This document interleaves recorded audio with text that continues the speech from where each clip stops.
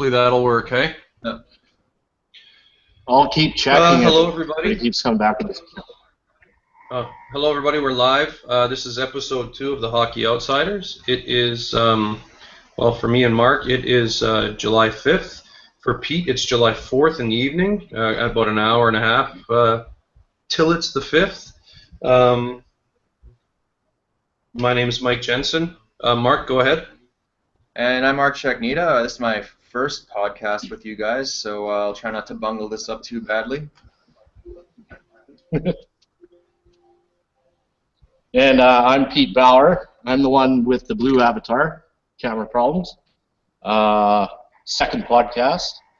I'm the guy that started the Lomas Build page. That's my claim to fame. Mark, I think you're going to have to put some headphones in probably because we're getting an echo from your speakers. All right. I've already bungled it. Oh, well. This is how we learn, right? It is what it is. Yep. Nobody claimed to be experts. Well, that's why we're the outsiders. We're not sure how this all works yet, so this is how we roll. We're living up to our name. So listen, I want to start today's show off with a little story. This is actually quite funny because the other day, maybe it's you that's getting the feedback, Pete. Yeah? Yeah, I think it's you that's getting the feedback. I don't know what to do about that. Shoot. I can't hear it on my own. That makes sense, though. I don't have any headphones. Oh, lovely. Very... I just maybe try to turn your volume down. Yeah, I'll do that. How's that? That's better. Yeah, it's gone. Yeah? Okay. All right, so I want to start off with a little funny story. The other day, just before the night before the July 1st free agent frenzy, I was laying in bed and I was thinking about the Oilers, and I was thinking I had this whole entire wicked speech planned out.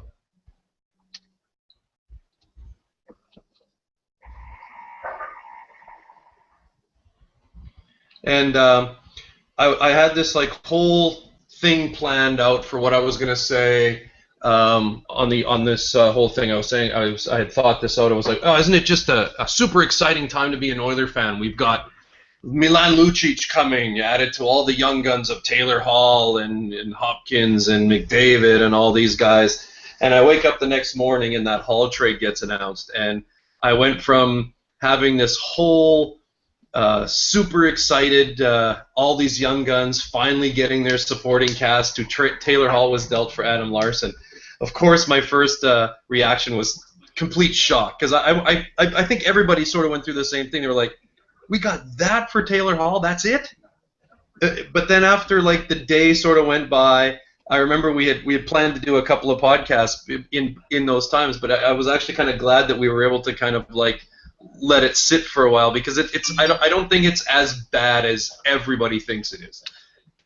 It's, of course, I think the return, we could have got more, but at the same time, I think Larsson, he fits a need, and I think that Edmonton needed to do something, and I give full credit for Chiarelli for actually doing something to make this team better, and I think in the long term they're going to be better. I agree with you. It's a huge shock, right?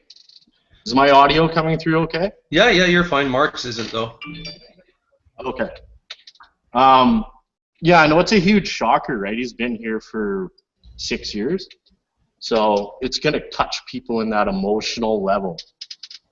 But once you dig down and see that there might be just a certain plan from Chiarelli, it kind of makes sense. I understand why people are still, going on about it, but you got to give Peter time to put his stamp on this team, right? It's he's dealing with a stacked deck in one end of the ice, and he's got to use some of those cards to pick up the other end of the ice. So my thought process on it is let him work through it, and judge him based on his body of work, not just on the Taylor Hall trade. But we'll see, right? It was quite a shocker, I will say that much. That's for sure. The next big part, the next big thing I want to touch on, because this is something that's a little bit. Marc, as you guys know, is a big Montreal fan, and he used to actually write for a few Montreal Canadiens pages. And shortly after that, I think they were saying it was like a 23-minute span. Right after the Taylor Hall thing went through, there was the big deal for PK Subban for Shea Weber. What are your thoughts on that, Marc?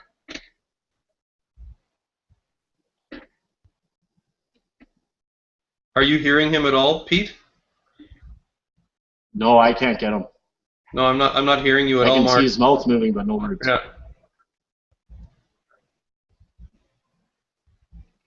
Marc, we're not getting your audio at all. Okay. I think he just mouthed. I'm working on it. Nathan said he's trying to fix it. So yeah, no. So I went through For this now, whole, this whole huge set of emotions, thinking, wow, the Oilers have so many pieces right now that they can deal for the right defenseman. This is looking so great for them. I mean, picking up Milan Lucic and having all of those guys there, it's ridiculous. But then again, that whole shock set in of, oh my, Taylor Hall's gone. But I think it's something that they had to do at the end of the day. I think that they, obviously the market is pretty high for defensemen right now, it would seem, right? Well, the thing is, they needed Still to peel nothing, the Marc. defenseman out. It's Maybe- not a matter of Maybe them log out and log in going again. after an app.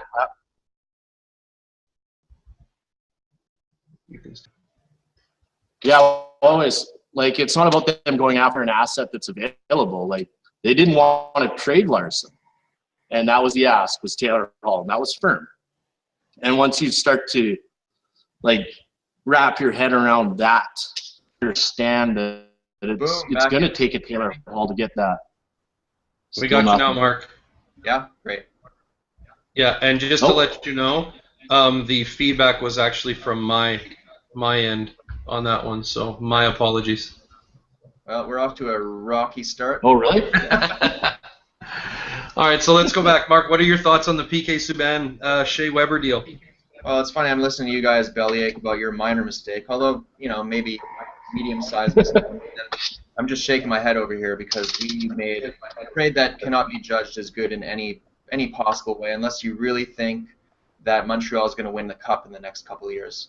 Shea Weber's already on the decline, and, PK Subban's 27 years old, and I really think in the right situation, especially Nashville, I think that's the right spot for him. You're going to see how bad of a trade this is. Do you think you guys are okay? Shea Weber is one of the best defensemen in the league, and he's going to be that way for the next few years at least anyway. His name value is a lot higher than his value as a player at this point. Yeah, the biggest thing that strikes me about that trade is just having the age difference. Subban's so much younger, and him kind of being, pushed out the way he was. It must leave a little bit of a sour taste for most Hab fans, I would guess. Yeah, I've been all over the message boards and talking to other Habs fans, and I struggle to find a person who can put a positive spin on this. A bright PR move by Bergevin signing Radulov the next day to kind of put some water on the fire, kind of shift the attention away from this trade. But, at the end of the day, this is going to be a trade that haunts the franchise for a decade. Do you think Radulov was a good signing? I'm not a huge fan of what he was in the NHL, but that's a long time ago. He's been putting up good numbers in the KHL. The one thing I will say is that it's a one-year deal, so if it ends up being a bust, it's 1 year. We had the money under the cap. We're a team that spends to the cap, so I don't hate that deal. I think there's potential for this to actually work out really well. And like I said, if it doesn't work out, then no big deal. Move on next year. So. What did he say? He signed for 5.5, right? 5.75, but it's a year. So like I said, we've got the money to spend. We struck out on Lucic, who we actually offered more money than you guys did. He just didn't want to come to Montreal, I think, at the end of the day. That's usually the scenario that's usually the opposite way around. We're the ones that are To be honest, I think you guys gave Lucic way too much money and too much term. Actually, the money is not the problem. The term is the problem. I'm actually, to be very honest with you, with the Lucic signing, I'm very pleased with it. I think. Yeah, I'm okay with it as well. I mean, you guys are going to have some big contracts. The term is okay. Young guys in 3-4 years from now, you're going to really be up against the cap, and you're going to regret that contract. Right now, it's fine, but give it a couple of years. Yeah, but you can't sign him for 3 years when we're going to be up, 3 or 4 years when we're going to be up against the cap. You've got to sign him, right? But he's not. Do you need him? What's that? You need him because when this team is going, the Oilers are a few years away from being, a team that's competing in the playoffs. They might make a playoff run this year. They might even make it this year, but they're not going to cup contender for at least a couple of years. So Lucic now will help the team be more competitive. But what's your end game? He's only. Well, that's the thing is when you get a. Yeah, but you get a guy in here that makes us competitive now. That makes it easier for other guys to come here when the chips are down. Maybe they'll take a Crosby deal where it's for the benefit of the team. Whereas before, if there's no light at the end of the tunnel, you're still struggling. A guy like, say, Taylor Hall, before he got dealt, he's going to look at it and be like, well, my prime's almost up. I might as well be heading out the door right now. As opposed to, hey, we've made a couple runs. We're missing a couple pieces. If I take a little bit of a hit on my cap or my salary, we can have the cap space to maybe make that jump. You're still gonna have to pay Connor McDavid a dump truck full of money when he comes up, though. I mean, his entry. You know what the beauty of that of the we'll touch a little bit on the Stamkos signing. Haha, Leafs. But the I mean, who was surprised by that? Well, I wasn't surprised that it was in Tampa, but I was surprised at the term. At the money. The money was a bit of a surprise for me. 8.5 is not a bad deal at all. No, I mean, it's under the market. No, that's the hometown. Well, and we could see the same thing happen with McDavid, especially if he wants to have a competitive team around him too. He might just, you never know what every player is going to do, but boy, he could eventually sign for 8.5, 9, and not really handcuff us all that much either. I don't know. I think that's wishful thinking. You don't want to be making assumptions like that when you're. Well, Crosby did it. Stamkos but that's where did the winning comes from. That's where. Well, that's why Steven Stamkos doesn't sign in Tampa if he doesn't think that there's a chance of winning a cup, and he doesn't sign at that rate, right? Also, taxes. So that's what quite low. That makes a difference. Yeah, taxes down there are quite substantial. But from what I've heard, his endorsement deals in Toronto would have been ridiculous, right? That's true. I just don't think he wanted that spotlight and that pressure. Well, that's the thing. I don't think too many do, and it's a tough sell. It sucks because I remember when, back in the day when we were getting all of our talent, stolen from us every year after year, guys like Dougie Waite and Bill Guerin and all those guys, that we were almost like a development team for clubs like the Rangers, and we had actually, as fans, I think for the most part, we all wanted to have a salary cap just to balance things out and hopefully we could stay competitive. But now it seems to kind of have turned on us a little bit too, because we're definitely not one of the sunniest and most balmiest places to want to be hanging out for throughout the year. So it's kind of turned on us a little bit that way as well. So it's a tough situation for your smaller market teams like Edmonton and such to be bringing in guys like that. The salary cap protects the small market teams. It does financially, but I'm not sure. It takes it away from. It makes it more even for everybody to sign everywhere they want to go. I know what you're saying. Yeah. But we're not a small market team though. We're a huge generating revenue generator. Oh yeah. Like sure, we're a small market in population. Right. But we're not a small market team in terms of money available or revenue generation. That's what Mike was saying. Like when the cap came in, you didn't know that Cates was willing to put up this money. So it kind of did hurt us. If there was no cap, we could offer huge money to these guys and overcome that deficiency that we have of really living conditions. You're living in the Arctic. These market teams, look at the Rangers. The Rangers would be offering 15. The market would be out of control if you let all the big. Oh yeah. Well, look at basketball. But they were anyway. Like the Rangers tried buying cups already. Just offer the contracts they used to because there is the cap. Yeah, now they can't, right? And that's why the cap Hey, is not in. there's give and take. So, look, moving forward, But who do you think thus far in since free agency and in the draft has made the best move so far to improve their team?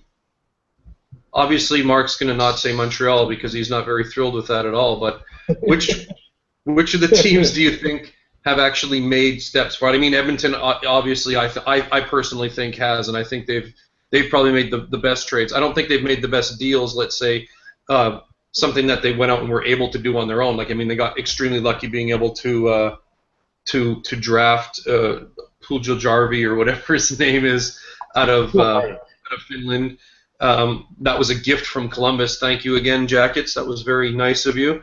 But again, I think Lucic is a huge signing for this team. I see a lot of really big potential, and from the word out there is that Edmonton's not quite finished. There's some rumors out there about the Avs and Edmonton striking up something for Barrie. I've also heard a little bit of Landeskog. I mean, I think that the free agent is always it's hard to get value. You're going to overpay for people. You're going to give them too much term, and a lot of these contracts end up being regretted in the end. So, honestly, think sometimes the most successful teams are the teams that do nothing, and they bide their time and they try to pick up that cheap asset or get that guy that they need at the trade deadline if they know that they're a contender for the cup.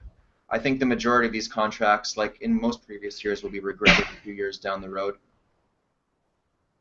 Who do you think? See, I agree with you, but in the case of I'm a homer. I'm just always going back to the Oilers. But with Lucic, yeah, Chiarelli says the deal with Hall wasn't tied in with Lucic, but once you lose Taylor Hall to get a piece like Adam Larson that you need. He's unproven, but I mean, you got to give him a shot at this point. Deal's done, but without Lucic, you have a spot fill on the left wing, and Milan Lucic is a pretty good filler in my eyes. I think that there's the price tag they're paying him. I think that was all. Well, he's not making any more than he was making in his previous contract. His previous contract was 6, right? Yeah, but 7 more years at 6, and he's put some hard miles on that body. He's had some deep playoff runs. He plays a physical game. Those guys break down pretty quickly once they start breaking down. I'm not saying it's going to happen right away, but by the end of that contract, this is not going to be the same hockey player that you signed now. Fair enough. If Lucic is at 80% in his last 2 years, I'm still okay with it. I think that they'll have enough depth surrounding him that they'll be able to insulate him. And he's that good of a hockey Dustin Brown. Plus the guy. Well, that's the thing. He could be another Dustin Brown down the road. That would be horrible. Do you want to have a $6 million third, fourth liner? That could be what he ends up being in the end, and that's not a sustainable way to grow and build a team. Well, they have. Would you have been unhappy? Would you have been unhappy if Montreal had signed him to this term? Yes, I would have been very unhappy if Montreal would have signed him for that term, and we even offered more money. I'm glad we missed out on him. He's a good hockey player. He's a very good player. He would have helped our team in the short term, but we're in big trouble now taking on this Weber contract. The last thing we needed to do was add another big heavyweight contract. I think Montreal's situation. Yeah, it would have made less sense for you guys. I think Montreal's situation is a bit different than Edmonton's is too, though, because I mean we've got a plethora of young guys. We filled about 5 organizational needs just with Lucic alone. Bringing in a veteran guy who's been there before, bringing in a big body, bringing in a guy that has a voice in a dressing room, bringing in someone that everybody's going to respect straight out of the gate, changing the culture in the room. They weren't just bringing in Lucic as a player to be a guy on Connor McDavid's wing for the next 7 years. They're bringing him in to build this team to what it was, like Boston, like they basically did in Boston with, a great group of young guys and veteran guys that they could eventually build Stanley Cup championships with. This is why I like the signing a lot more than most, because I think, and I've used this word a few times in the both of the podcasts that we've had up, intangibles. I think Lucic brings so many more intangibles than a Taylor Hall does. And that's not a knock against Taylor Hall at all. But I think that he just brings in so many more little things than what Taylor Hall had to offer. And that's Yeah, fair. as much as I don't think I'd rather have Taylor Hall straight up. He's just a better hockey player with more potential to really hit high. Like, Hall's ceiling is double of what Lucic's ceiling is, and we've seen Lucic's ceiling already. Sure, but this is the thing that I have a hard time with. I mean, Taylor Hall's played with some extremely talented players. I mean, he played last year with McDavid. He played years before with Nugent Hopkins and Eberle. He was never able to break 30 goals. Is he? Do you think he's going to be able to break 30 goals in Jersey with Adam Henrique? Yeah, absolutely. Absolutely. Taylor Hall didn't get traded because Taylor Hall's a bad hockey player. Taylor Hall got traded because he's an asset that was moved to bring in something that we needed at the right time. There's the cancer in the dressing room thing floating around. That might be true. That might be false. But Taylor Hall, on his attributes, wasn't traded away because he can't put points on the board. He was traded away because he's a card that we held that could pry a guy like Adam Larson out of New Jersey. I've definitely. I think that's what Peter Chiarelli was going on. In the bars late at night and having to be sent home in a taxi. So I'm sure there's an aspect of that, but I just feel like you could have gotten a. So did Tyler Seguin. Yeah.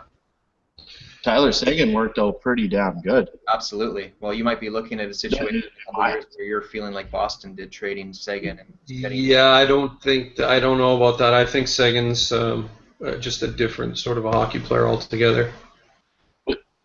Well, and Seguin came in on the back end of a cup, right?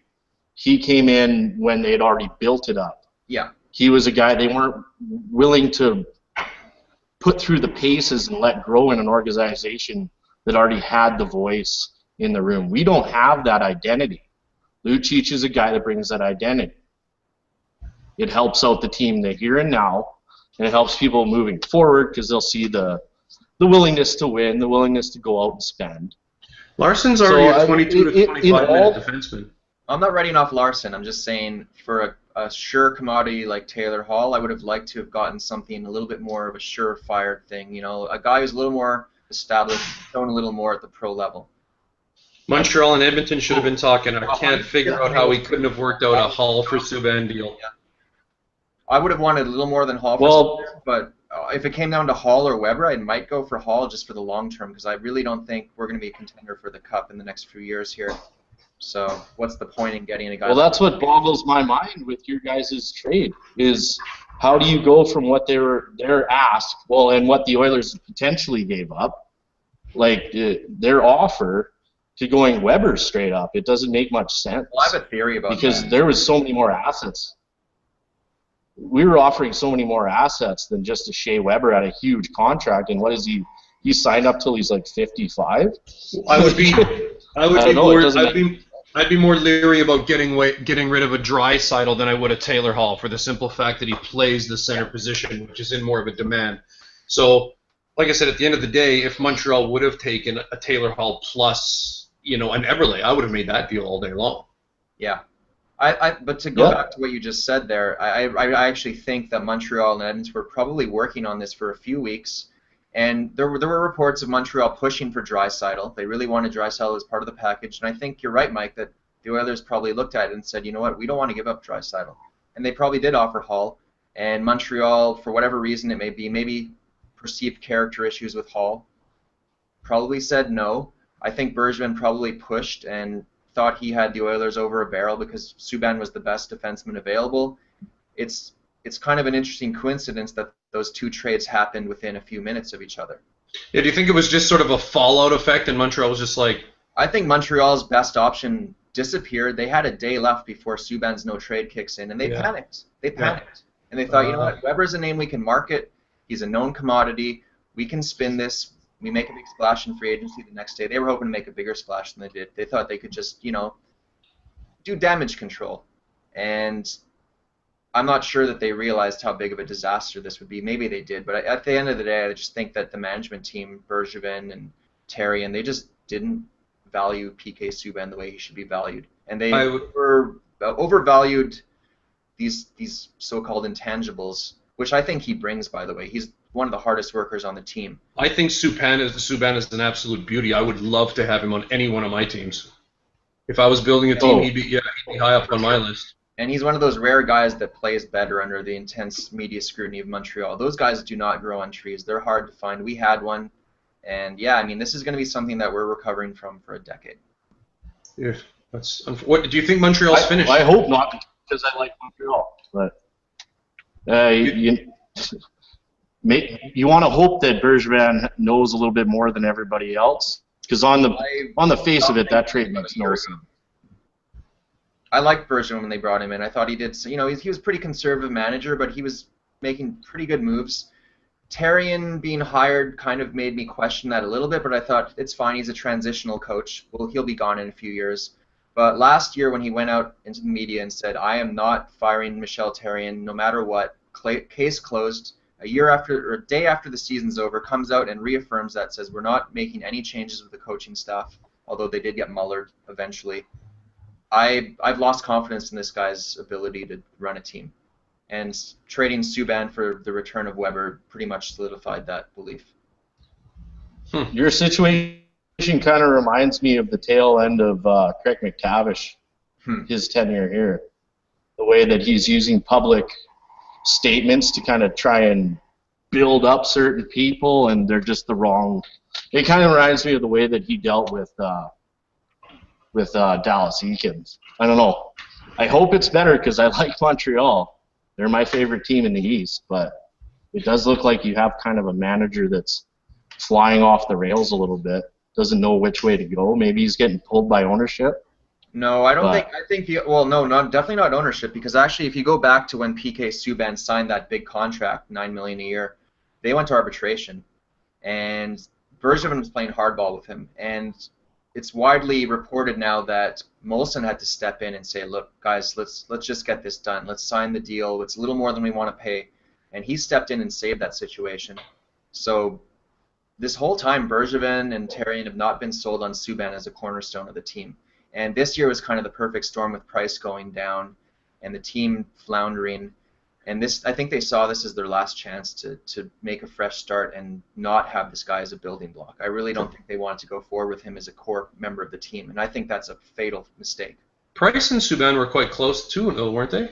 They were, and that's the other thing that bothers me is Subban and Price were pretty tight. The relationship, who knows what it's at right now, but down the road, and Price is only a few years away from free agency himself, but this team is trending downward, and Price has the choice to go anywhere in the league, and everyone's going to offer him max salary.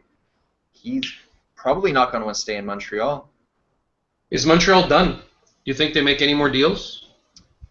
I'm sure they're listening to offers and looking, probably more than listening to offers. They're probably actively looking for another top six forward or maybe even another defenseman. There was talk of Cam Fowler for a while, but I just don't see us having many great assets to dangle for this big piece that we're looking for. So I wouldn't be surprised if this is pretty much it. Well, I've heard that you guys have been in on Yakupov as well. That's the thing. Yeah, I would have liked to see Yakupov as a low-cost acquisition, and that could still happen, but as far as big moves, I don't think we have any more big moves up. But who knows? Bergevin does like to pull out the... Well, yeah, you traded away your big actor. We'll see. I'm not overly optimistic, though. Gotcha. It's better than we usually go into being overly optimistic and let down, so there's that for you. What do you guys think of the all of the big stuff that's happened so far? Oposo out, Ladd in. What do you guys think about that? That's a disaster for the Islanders. I mean, Andrew Ladd he's not the player he was a few years ago. He's already trending downwards. I like him. He's a good leader. He'll still chip in 15, 20 goals, but for the money and the term he got, that might be the worst free agency move of the entire summer, I think. Yeah. I like the Oposo signing, but I don't like them grabbing Ladd to fill in for Oposo. You mean you don't mind them letting Oposo? That makes no sense. Well, Oposo was going regardless. I mean, it was just done. But I mean, I think that Oposo signing. Where did he sign? He signed in Buffalo. Yeah, in Buffalo. I think that's a great signing for Buffalo. Yeah, I mean, Oposo's a little younger. Cool. I think that's not a bad signing for Buffalo. But again, down the road, in 3-4 years from now, when they're a contender, are they going to want that contract on the books? it's tough, right? You got to give term to get these guys, and that's the thing. The money is not a huge deal for some of these teams. It's the term that's what really hurts. I think the 6 million for 7 years is less than what I thought, because the rumors out there, even for Lucic, were 7-7, right? Yeah. And I thought 7-7. Okay, that kind of sits me back a bit, because then you're a little bit worried about that cap hit, and you're worried about the term. But with 6-7, the cap hits, it's $6 million. It's not going to be huge if it keeps trending up the way the salary cap has. I mean, I don't think it handcuffs us as bad as it could have.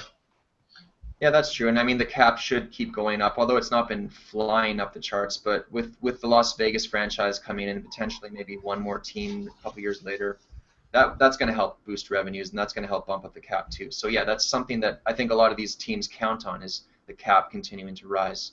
And this is not being as bad in a few Is years. Montreal in any significant danger of losing anybody to expansion draft that you would personally like to keep in? I'm not too worried. I mean, we're not that deep of a team, to be honest. So I don't think there are any. There are a few defensemen that I wouldn't be happy about losing. Maybe a guy like Greg Patterin, but I mean, he's a bottom pairing defenseman. I don't have any major fears about guys we might lose. You might lose Jeff Petrie. That'd be a shame. Yeah, I like Jeff Petrie. He had a bad year last year because he was hurt. He was playing injured for half of the year, and then he had to shut it down. But I think he's a good hockey player. He's not a first-pairing defenseman, but if he's slotted right at the number 3 or number 4, he's a very valuable defenseman. You guys should know that as Oiler fans. You saw him put in that he couldn't handle. On Petrie. You have a bad memory of Petrie. He was horrible. I hated him. He's not a top 2 defenseman. Well, no, he wasn't horrible. He was just like he slotted up in the top pairing. Yeah, he was very capable. I think just like everybody in Edmonton's past little while, they need to be played properly, right? With Subban gone, we're going to need. Well, that's what you got to look at. That's what a lot of people are judging the Oilers on right now. Is all these guys that are playing ahead in the depth chart of where they're supposed to be. That's why guys that we have, they aren't necessarily valued high, but they're looked at as kind of dark horses where they're just unproven because they've been playing that high. I know myself, if I was a GM, I'd take a look at most of like Nail Yakupov, just misused and like completely thrown to the wolves here. That guy can go on and score goals. It's not like he forgot how to play hockey. I absolutely 100% But he's agree. not going to command any. But he's not going to command any return because what do you got to show me? It's put up or shut up, right? Yeah. You can't say we want Nail Yakupov. We're going to give you Nail for a first-round pick because he's a first-round pick because he hasn't produced. But I mean, Yakupov, you should. I think something will happen there. A year or two ago, but it's always tough. You're always afraid that it ends up being a situation where you trade the guy and he blossoms somewhere else. So it's a tough one when you have a guy you drafted first overall. I'm hoping that the way the Oilers roster looks right now, that they do actually give him a shot playing with McDavid, because they produced last year, and I think that if they aren't sold on him, okay, that's fine and dandy, but at least play him so he can get you some sort of a return. Play him with McDavid, boost up his stats. Somebody out there will pay something for him. Don't give him away for nothing. Yeah, no, they'd be silly too, right? Like at this point in time, they're probably the highest offer is like a 4th-round pick for Nail Yakupov, and like you said, give him a good spot, let him play, and then go from there. There's no point in moving an asset like that for zero return at this point. What would you say to a But yeah, he should have been. Prospect? Sorry?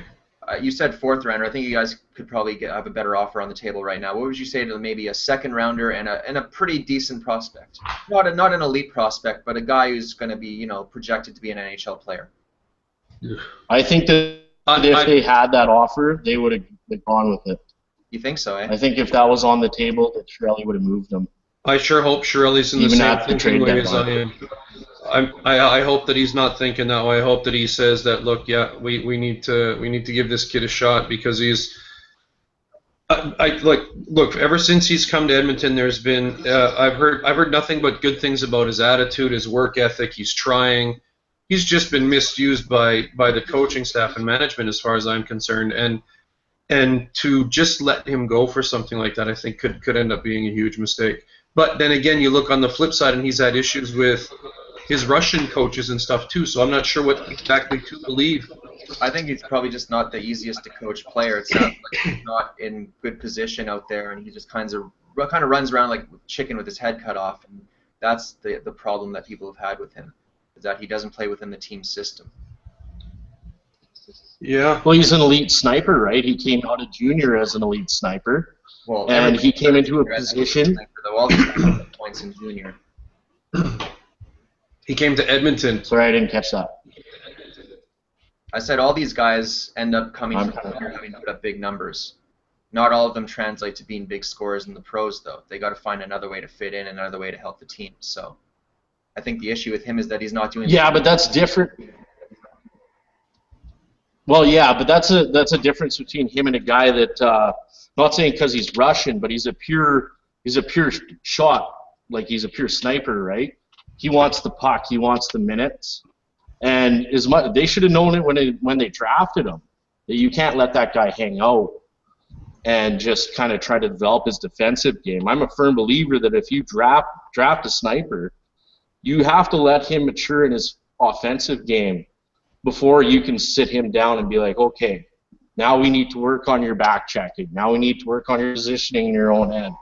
Because that's where you lose a guy like that. He's not getting the minutes, and it's almost like you're trying to project on him that he needs to be a third-line grinder, which is kind of the minutes he was getting.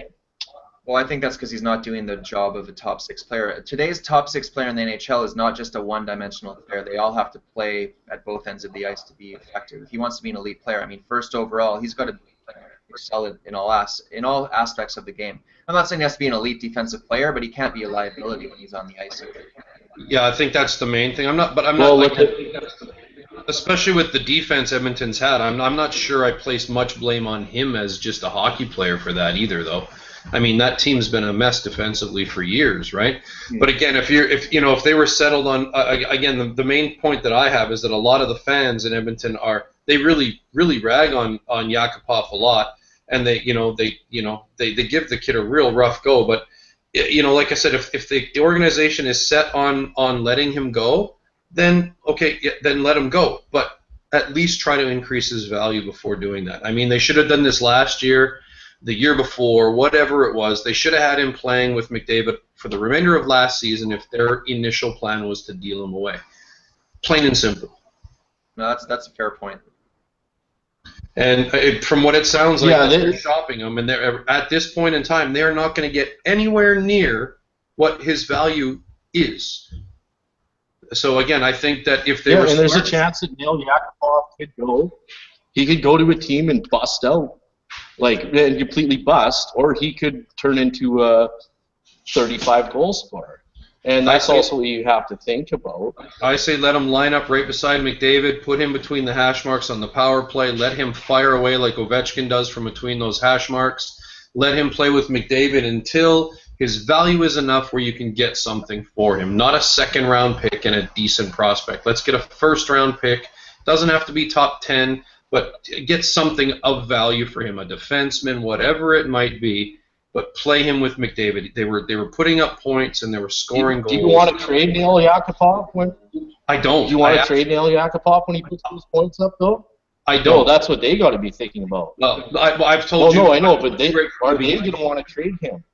If I had a player that I would when he goes through a year with McDavid, I would trade. When he goes through a year with McDavid, do you think they're going to want to let him go when he's up near 60 points? I don't think they will, and I'm okay with that. Well, me too. But the thing is that they. But I've been saying for a while that the guy that they should have dealt away was Eberle. I think that they should have got rid of Eberle, and I still think they should try and get rid of Eberle. Yeah, it's all about asset management. He's the most easily replaceable. In my eyes. Yeah, I agree. Jordan. As I was saying, I think it's all about asset management, and I think you're in the right in saying that it's not the time to trade him because his value is almost rock bottom. At this point, you just got to try to put him in a situation where he could succeed, try to raise his value, and then if you still think he's not worth keeping around long term, then flip him when his value is high. So I would agree with that, Mike. And Eberle would be the flip side of that. His value is probably not going to get any higher. So that would be the guy I'd be looking to move if I can get a good piece in return. So yeah, I mean, you don't trade guys. It's just like buying and trading stocks. You don't sell something when it's at a low value. Just there's nothing to be gained. Buy and sell and trade stocks. It's awesome. Isn't that what this isn't a financial report podcast? Am I in the wrong podcast? I think you are. Well, I've got some socks I could peddle. What are you looking for? Some hot tips for us there, Mike. Yeah, no kidding. Well, I think that's pretty much it for the day. You guys, I mean, this was a quick one. We're going to do another one in a few days. Is there anything else you guys wanted to touch on before we call it a day? No, I mean, I think we'd leave some stuff for the next podcast. Let's not overdo it. Let's not, tire ourselves out. We've got to pace ourselves. We got a long summer of nothing to talk about ahead, right? That's true. I will let you guys know for the 2 viewers that are watching. Thanks for supporting us thus far. We are going to start up we are going to start up a Facebook fan page where we're going to have all the guys that will be contributing to the podcast, which, if we go by everybody's word, is about 450. It's usually going to be about probably 4 to 6, I would guess, something along those lines. But we'll be setting up a Facebook fan page, and any of the support that we can get from anybody out there is going to be great. I'll also be doing some cool giveaway stuff. I've got some beanies, some NHL beanies and stuff that I'll be having little contests for in the future and stuff like that. And I'd like to say thanks to Pete and thanks to Mark for joining me today. I know it's really tough to get times and stuff going and to keep it within your guys' schedule, so I do appreciate the time that you guys have taken. Let's keep in touch. Getting webcams for. Yeah, let's try and get the kinks out of here before the next one gets going, and we can rock out another one in a few days. Sounds good. Appreciate you having me, Mike. Appreciate nice to meet you too, Mark. Yeah, likewise, Pete.